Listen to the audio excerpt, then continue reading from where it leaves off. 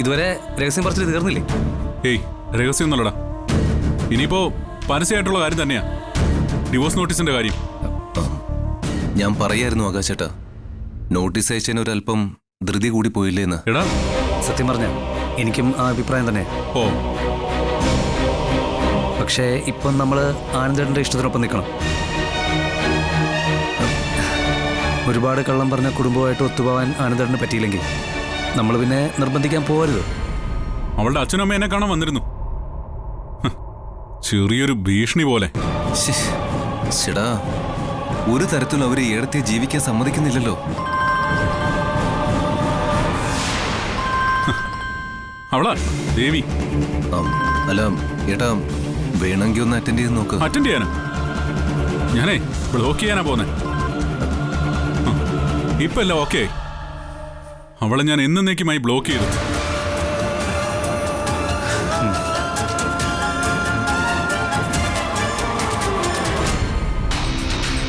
സാറേ, ഞങ്ങളുടെ മോളെ ഭർത്താവിന്റെ വീട്ടുകാര് പീഡിപ്പിക്കുകയും തല്ലുകയും ഉപദ്രവിക്കുകയും ഒക്കെ ചെയ്തു. CA കണ്ട് ഞങ്ങൾ കാര്യങ്ങളൊക്കെ പറഞ്ഞിരുന്നു. അശ്വതി സാറിനെ കണ്ട് വിശദമായിട്ട് പരാതി കൊടുക്കാൻ സാറാ പറഞ്ഞത്.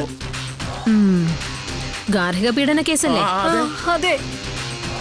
ആർക്കെതിരെയാ പരാതി? ഭർത്താവിനെതിരെയോ, അമ്മായിയമ്മക്കെതിരെയോ, അതോ അമ്മായിയപ്പനെതിരെയോ? എല്ലാവർക്കും എതിരെയാ സാറേ, എല്ലാവർക്കും എതിരെ.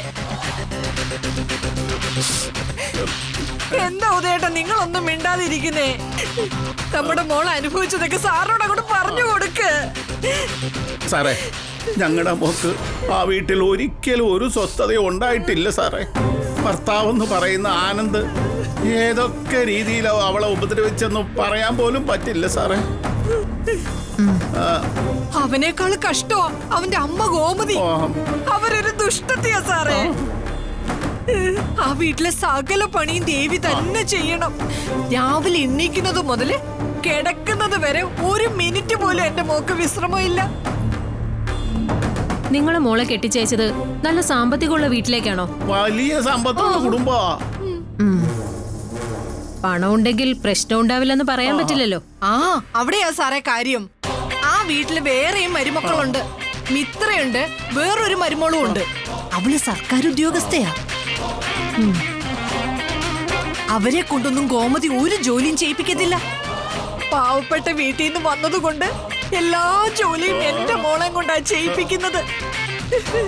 ദേവി ആ വീട്ടിലെ മൂത്ത മരുമോളായി പോയില്ലേ മാഡം? മൂത്ത മരുമോളാണെന്ന് വെച്ച് ആ വീട്ടിലെ സകല പണി അവള് ചെയ്യണോ? സമയത്തിന് ഭക്ഷണം പോലും ഒന്നും കൊടുക്കത്തില്ല. ചെറിയ കാര്യത്തിന് വരെ എന്റെ കുഞ്ഞിനെ അടിക്കും, ഉപദ്രവിക്കും. ആരാ അടിക്കുന്നത്? ഗോമതി അടിക്കും, അവിടെ കെട്ടിയവനും അടിക്കും. ബാക്കിയുള്ളവർ ഇവരോടൊപ്പം നിൽക്കും. അതുമാത്രമല്ല സാറേ, അവർക്കൊരു കടയുണ്ട്, ഗോമതി സ്റ്റോർ. അവിടെ വർഷങ്ങളായിട്ട് ഗോമതിയുടെ സ്വന്തം സഹോദരന് ശമ്പളം കൊടുക്കാതെ ജോലിക്ക് നിർത്തിയിരിക്കുക. അവസാനം അവൻ ശമ്പളം ചോദിച്ചപ്പോ അവനെ ആ വീട്ടിൽ നിന്നും കടയിൽ നിന്നും പുറത്താക്കി. പാവം അവനിപ്പോ കരഞ്ഞ് നിലവിളിച്ച് തേരാ പാര നടക്കുക. വിഷമം വരാതിരിക്കോ? എത്ര വർഷത്തെ ശമ്പളമാ കൊടുക്കാനുള്ളത്? ഒരു നയ പൈസ കൊടുത്തിട്ടില്ല സാറേ. അവൻ പോയ പുറകെ എന്റെ ദേവി മോളെ അവിടെ കൊണ്ടേയിരുത്തി. ശമ്പളമൊന്നുമില്ല, പക്ഷെ കടയിലെ എല്ലാ ജോലിയും ചെയ്യണം. എന്റെ പൊന്നു സാറേ, മോള് രാവിലെ എണ്ണീറ്റ് ആ വീട്ടിലെ ജോലി മുഴുവനും ചെയ്ത് വെച്ചിട്ട് വേണം കടയിൽ പോവാൻ. കടയിൽ ചെന്ന എന്താ അവസ്ഥ? അവിടെയും ഇഷ്ടം പോലെ പണി ചെയ്യണം, കണക്കെടുക്കണം, സാധനങ്ങൾ എടുത്തു കൊടുക്കണം, മുളക്, മല്ലി, അരി എല്ലാം തൂക്കി കൊടുക്കണം. പലചരക്ക് കടയല്ലേ സാറേ. രാത്രി കടയിൽ നിന്ന് ക്ഷീണിച്ച് തിരിച്ചു വന്നാ പോലും തീർന്നില്ല. വീട്ടിലുള്ളവരെ എല്ലാം ഭക്ഷണം കഴിപ്പിക്കണം. അവരുടെ എച്ചിൽ പാത്രം എല്ലാം കഴുകി വെച്ചിട്ട് എന്റെ മോക്ക് ഇത്തിരി കഴിക്കാൻ കൊടുക്കും. സാറേ, പിന്നെ ഒരു ദിവസം എന്റെ കുഞ്ഞ്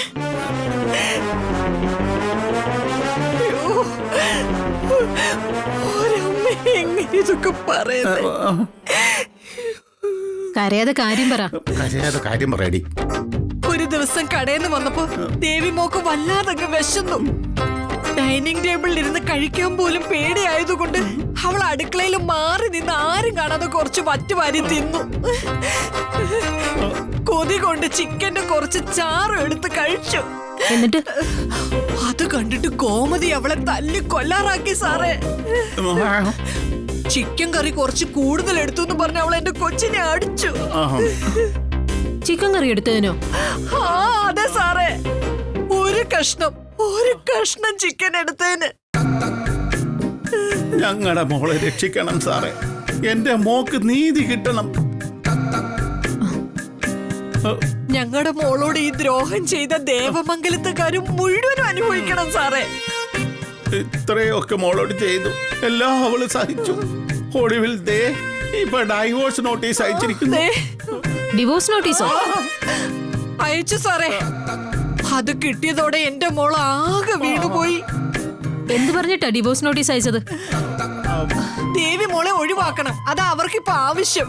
അവർക്കിപ്പം ആനന്ദിനെ കൊണ്ട് വേറൊരു പണക്കാരി പെണ്ണിനെ കെട്ടിക്കണം മാഡം. വലിയ കാശുള്ള വീട്ടിലെ പെണ്ണായാലേ ഗോമതിക്ക് വേണ്ടുന്നൊക്കെ കിട്ടുമല്ലോ. അതിനുള്ള കളിയാ സാറേ ഇതെല്ലാം. എന്റെ മോളെ പീഡിപ്പിച്ച് അവക്കിപ്പോ വയ്യാതായി. അവസാനം ഗതി കെട്ട് ഞങ്ങളിപ്പോ അവളെ വിളിച്ചോണ്ട് വന്നതാ സാറേ. ശരി, നിങ്ങൾ പറഞ്ഞ കാര്യങ്ങളൊക്കെ വിശദമായി എഴുതി ഒരു പരാതി താ.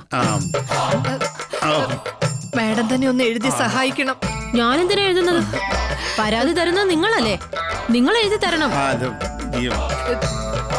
എനിക്കിതൊന്നും കൃത്യമായിട്ട് എഴുതാൻ അറിഞ്ഞുകൂടാ സാറേ. ഞാൻ പറഞ്ഞുതരാം, സാർ ഒന്ന് എഴുതി തന്നാ മതി. പരാതി കൊടുക്കുന്നത് നിങ്ങളുടെ മകളാ. അപ്പതാ ഇവിടെ മോളുടെ ഒപ്പ് വേണം.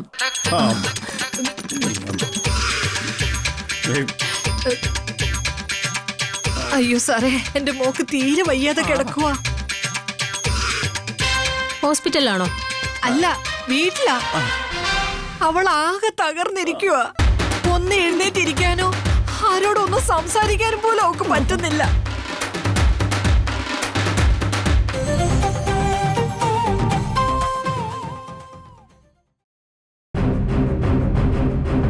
ഹോസ്പിറ്റലിലാണോ? അല്ല, വീട്ടിലാ. അവൾ ആകെ തകർന്നിരിക്കുക. ഒന്ന് എഴുന്നേറ്റിരിക്കാനോ ആരോടൊന്നും സംസാരിക്കാനും പോലും അവൾക്ക് പറ്റുന്നില്ല. കേസ് വേണ്ട, പോലീസ് വേണ്ട എന്നൊക്കെയാ മാഡം എന്റെ മോള് പറഞ്ഞോണ്ടിരിക്കുന്നത്. പക്ഷെ ഞങ്ങളുടെ സ്വന്തം മോളല്ലേ സാറേ. ദേവി അനുഭവിച്ചതെല്ലാം അറിഞ്ഞിട്ട് ഞങ്ങൾ അച്ഛനും അമ്മയ്ക്ക് വെറുതെ ഇരിക്കാൻ പറ്റുമോ? സാധാരണ പരാതിക്കാര് തന്നെ ഒപ്പിടണം, അല്ലെങ്കിൽ ഔദ്യോഗികമായി ഇത് മുന്നോട്ട് കൊണ്ടുപോകാൻ ബുദ്ധിമുട്ടാ. സാറ് ഞങ്ങളെ ഒന്ന് സഹായിക്കണം.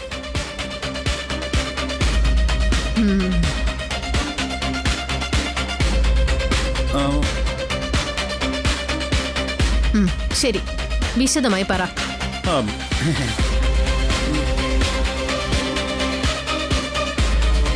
ഒരൊപ്പിന്റെ കാര്യമല്ലേ, അതിന് നമുക്ക് വഴിയുണ്ടാക്കാം.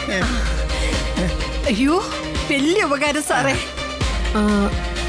നിങ്ങളുടെ മകളോട് അവളുടെ ഭർത്താവിന്റെ വീട്ടുകാർ എന്തൊക്കെ ചെയ്തിട്ടുണ്ടോ അതൊക്കെ വിശദമായിട്ട് പറയണം.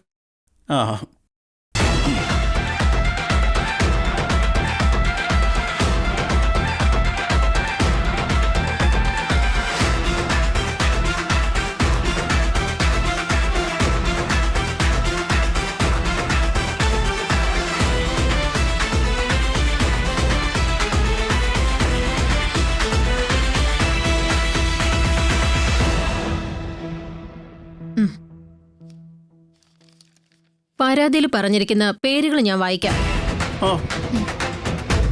ഗോമതി, ബാലൻ, ആനന്ദ്, ആകാശ്, ആര്യൻ, പിന്നെ അനുശ്രീ, മിത്രി. അല്ലേ, ഇത്രയും പേരാണോ? അതെ സാറേ, ഇത്രയും പേരാ ഞങ്ങളുടെ മോളെ ദ്രോഹിച്ചത്. നിങ്ങൾ പരാതി ഒരിക്കൽ കൂടെ നോക്ക്. ഇത് മതി. ഉദേട്ടാ, വളരെ ശരിയാ, കറക്റ്റാ.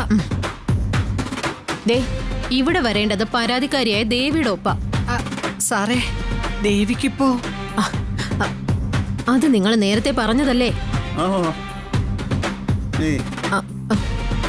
ദേവിക്ക് പകരം തൽക്കാലം നിങ്ങൾ ഇവിടെ ഒപ്പിട്ടാ മതി. പക്ഷേ ഈ ഒപ്പിനൊരു വിലയുണ്ട്, അത് മറക്കണ്ട. ആ, അയ്യോ സാറേ, ഞങ്ങൾ എന്ത് വേണമെങ്കിലും. ഒന്ന് പതുക്കെ പറ. ഇല്ല സാറേ, ഞങ്ങള് മറക്കില്ല. തൽക്കാലം ദേ ഇവിടെ ഒരു ഒപ്പിട്. ആ, ശോ. താഴെ നിങ്ങളുടെ ഫോൺ നമ്പർ എഴുതും. 972 ആ.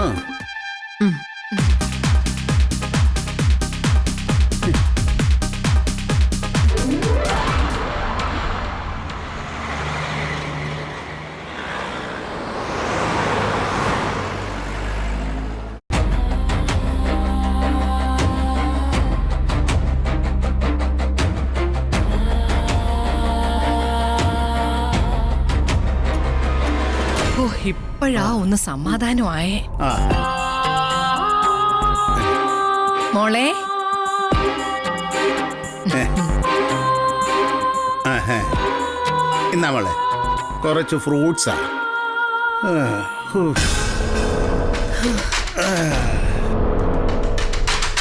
നിങ്ങള് എവിടെ പോയതാ?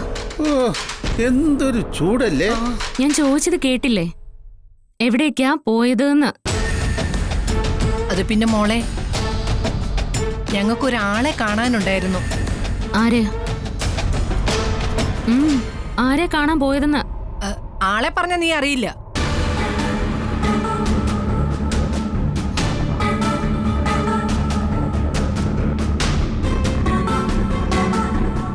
നിങ്ങൾ രണ്ടുപേരും എന്നോട് പറയാതെ എന്തൊക്കെ പ്ലാൻ ചെയ്യുന്നുണ്ടല്ലേ?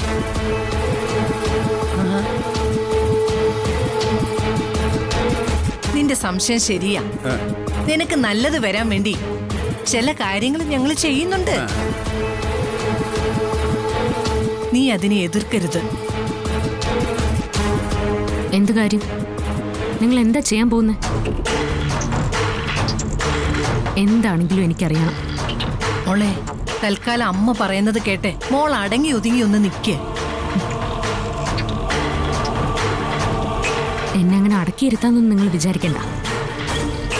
പുതിയ എന്തോ പ്ലാനും പദ്ധതിയും കൊണ്ട് വന്നിരിക്കുക. എനിക്ക് മനസ്സിലാവുന്നുണ്ട്, രണ്ടിന്റെ മനസ്സിലിരിപ്പ് എനിക്ക് മനസ്സിലാവുന്നുണ്ട്. പക്ഷെ രണ്ടുപേരും ഒരു കാര്യം മനസ്സിലാക്കിക്കോ, ഇനി നിങ്ങളുടെ താളത്തിന് തുള്ളാൻ ഈ ദേവിയെ കിട്ടില്ല. നീ എന്തിനിങ്ങനെ കിടന്ന് ബഹളം വെക്കുന്നേ?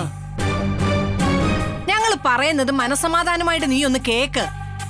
നിങ്ങൾ എവിടെയാ പോയത് അതാദ്യം പറയാ, എന്നിട്ട് മനസമാധാനായിട്ട് നിങ്ങൾ പറയുന്നൊക്കെ ഞാൻ കേൾക്കാം.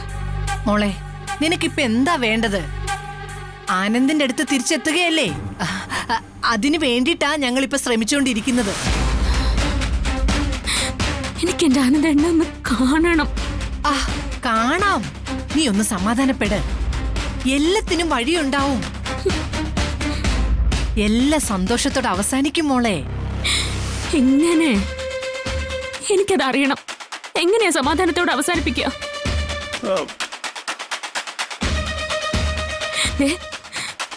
പഴയതുപോലെ എന്നെ കൊണ്ട് കള്ളം പറയിപ്പിക്കാനാണെങ്കിൽ എന്റെ ജീവൻ പോയാലും ഒരാളോട് ഞാൻ കള്ളം പറയില്ല. ഇല്ല, നീ ആരോടും ഒരു കള്ളവും പറയണ്ട. പിന്നെ എങ്ങനെയാ കാര്യങ്ങൾ സന്തോഷത്തോടെ അവസാനിപ്പിക്കുമെന്ന് പറയുന്നേ? അല്ല, അച്ഛനും അമ്മയൊന്ന് പറഞ്ഞതാ. ദേവി, നീ ഒരു കാര്യം ആലോചിച്ചോണം. ഞങ്ങൾക്ക് നിന്റെ കാര്യം മാത്രം നോക്കിയാ പോരാ, വിദ്യയുടെ കാര്യവും നോക്കണം. അവളുടെ കല്യാണം നടത്തണ്ടേ? അവൾ നിന്റെ അനിയത്തിയല്ലേ? അവളുടെ ഭാവി നിന്റെയും കൂടി ഉത്തരവാദിത്വം അല്ലേ മോളെ? ആ ഓർമ്മ നിനക്കുണ്ടാവണം. നീ കാരണം നിന്റെ അനിയത്തിയെ കെട്ടാൻ ആളില്ലാതെ ഈ വീട്ടിൽ നിന്നു പോവരുത്.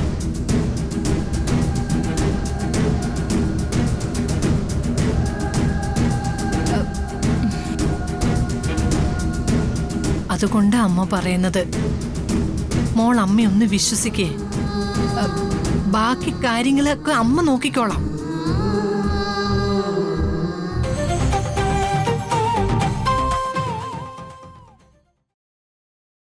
മോൾ അമ്മയൊന്ന് വിശ്വസിക്കേ. ബാക്കി കാര്യങ്ങളൊക്കെ അമ്മ നോക്കിക്കോളാം.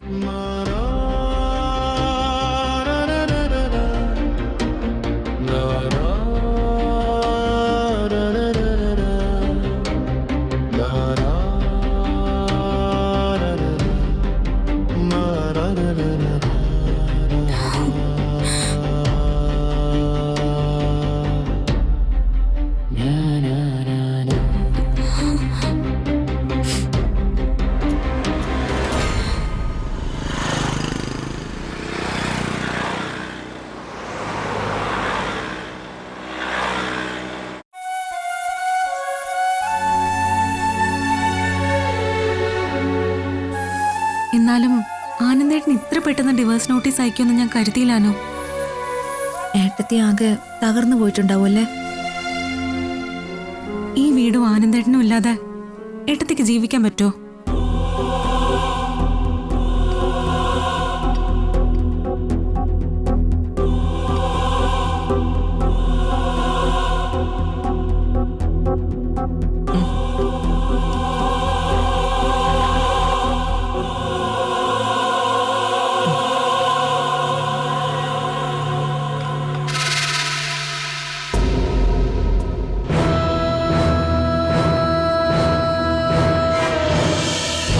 എന്താ രണ്ടുപേരും കൂടെ എന്നെ നോക്കുന്നത്?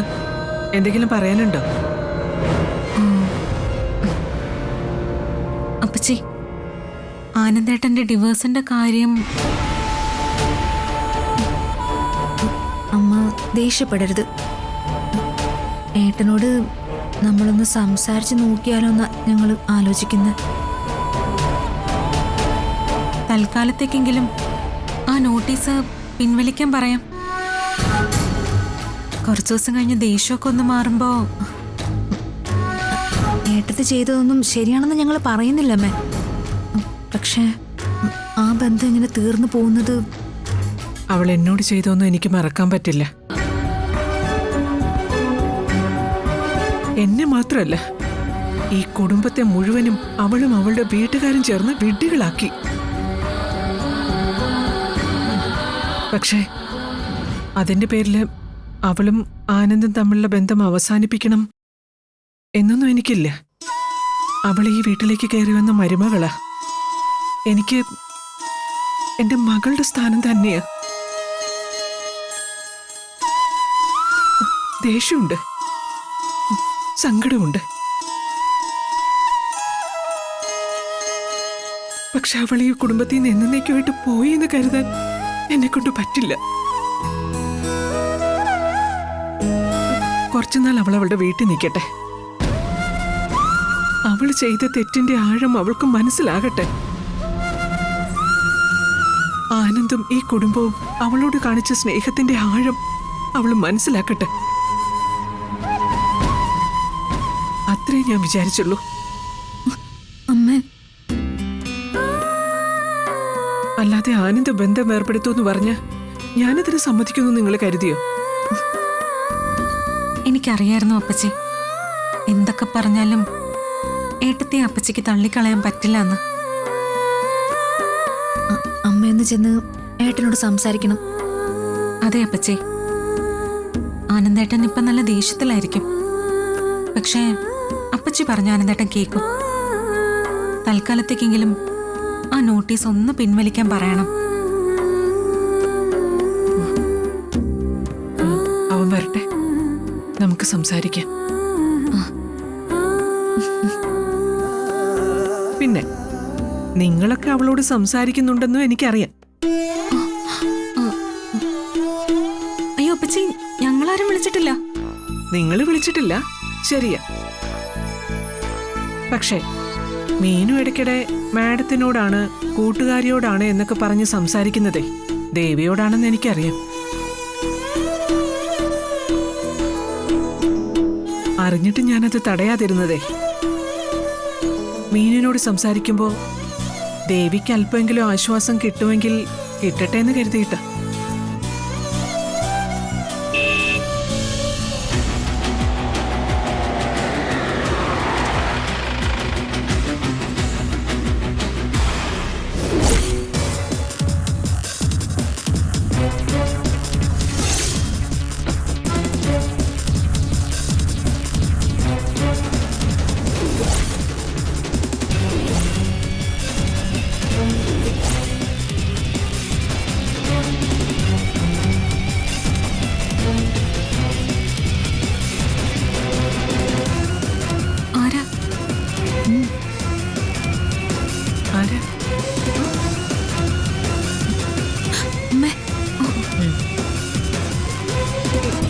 എന്താ സാറേ, എന്താ കാര്യം? പറയാം. ആരാ ഗോമതി? ഞാന് നിങ്ങളോടൊന്ന് സംസാരിക്കാനുണ്ട്.